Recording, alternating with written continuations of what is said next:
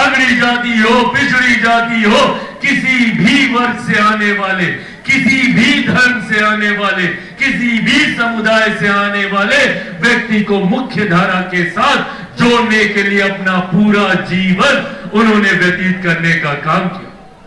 पिछड़े वर्ग को सम्मान देने के लिए मंडल कमीशन लागू करवाने का काम किया। नौ बुद्धों को आरक्षण देने का उन्होंने काम किया। और ऊंची जाति से जो गरीब लोग आते हैं उनको मुख्य धारा के साथ जोड़ने के लिए आरक्षण की मांग अगर सबसे पहले किसी के द्वारा की गई तो वो भी हमारे नेता आदरणीय रामविलास पासवान जी। समाज के हर वर्ग के, भले वो किसी भी मंत्रालय में, किसी भी पद, किसी भी जिम्मेदारी को निभा रहे, उन्होंने हमेशा प्रयास किया कि कैसे ज्यादा से ज्यादा गरीबों को उनके मंत्रालय के माध्यम से सुविधा मिले। जिस मंत्रालय की जिम्मेदारी, आज आप चले जाइए पूरे मध्य भारत के आसपास, जब आप लोग रेल से यात्रा करेंगे और अगर उन कर्मचारियों को पता होगा कि आप लोग जनशक्ति पार्टी रामविलास से जुड़े हुए हैं, तो अधिकांश कर्मचारी उस रेल विभाग के आपके पास आएंगे और आकर आपका धन्यवाद करेंगे, कहेंगे कि आपके नेता आदरणीय रामविलास पासवान जी की वजह से आज मेरे घर में चूल्हा जल रहा है, आज मेरे घर में रोटी बन रही। रेल मंत्रालय से लेकर दूरसंचार मंत्रालय तक आज मेरे जितने साथी हाथ में मोबाइल फोन पकड़कर तस्वीरें खींच रहे हैं, वीडियो बना रहे हैं, ये मोबाइल फोन एक समय में सिर्फ अमीरों की जागीर मानी जाती थी। जो लोग मेरी उम्र के हैं या मेरे पिछली पीढ़ी के हैं, शायद आज के युवाओं को ये बात नहीं पता होगी, पर एक समय ऐसा था जब मोबाइल फोन पर इनकमिंग के लिए भी पैसा देना पड़ता था।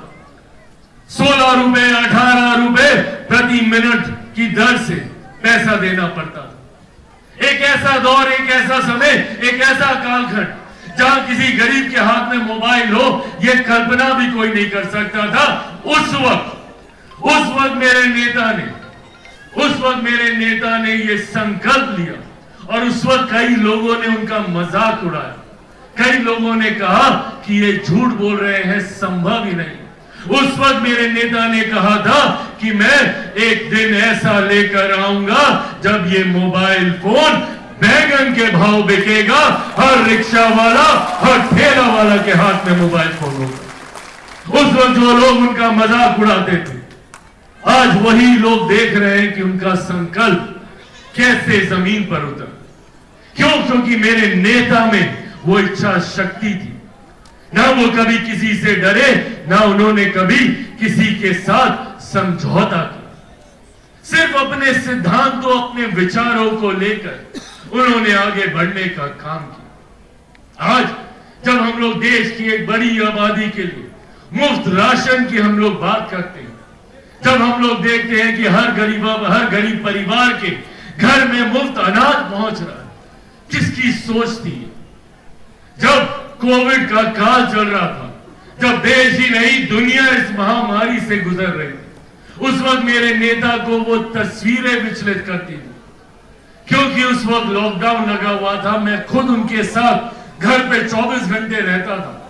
मैंने देखा किस तरीके से उन्हें ये तस्वीरें विचलित करती हैं जब उन्होंने देखा कि हमारे यूपी बिहार के लोग हजारों किलोमीटर की पैदल यात्रा कर अपने गांव आने के लिए मजबूर है।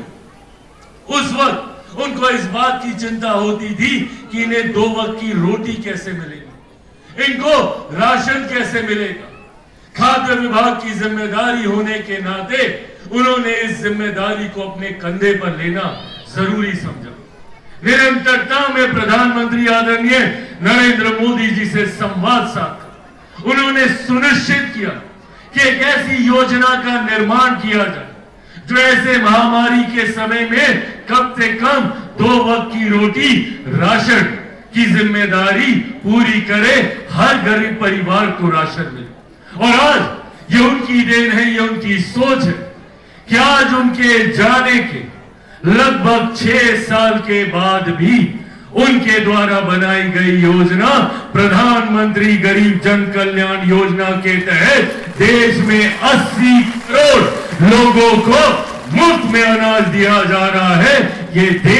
ये सोच हमारे नेता आदरणीय रामविलास पासवान जी की रही। साथियों, ये तमाम बातें आज आप सबके साथ साझा सिर्फ इस लक्ष्य, इस उद्देश्य के साथ कर रहा हूं ताकि हम लोगों के माध्यम से ये बातें घर घर तक पहुंचना जरूरी है। लोगों को ये जानना जरूरी है कि हम जिन नेता के आदर्शों पे चलने की बात करते हैं उन नेता के विचार क्या थे।